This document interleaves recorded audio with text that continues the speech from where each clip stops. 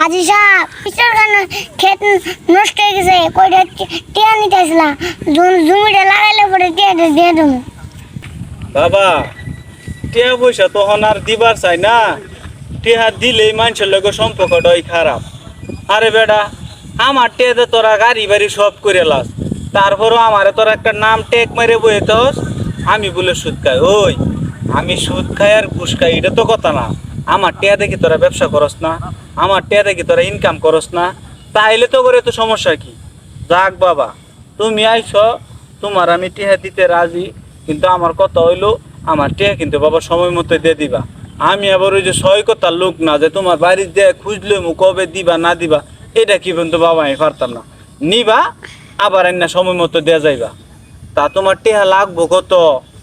আচ্ছা টিয়া তো 20,000 দিলেই হতো।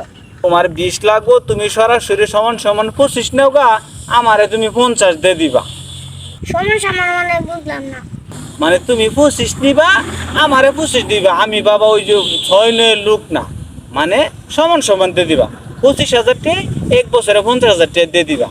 আর যে মানুষ হজ করেছি বেঞ্চি ভিতর করা যাইতো না। 25,000 লাভ, লাভ দিয়ে একটু বেশি হয়ে গেলো না?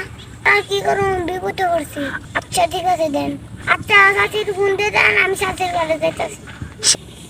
তাইলে তোমার শাশুর কাছে যায় কও আমি ফোনটা কয়ে দিতেছি, যাও।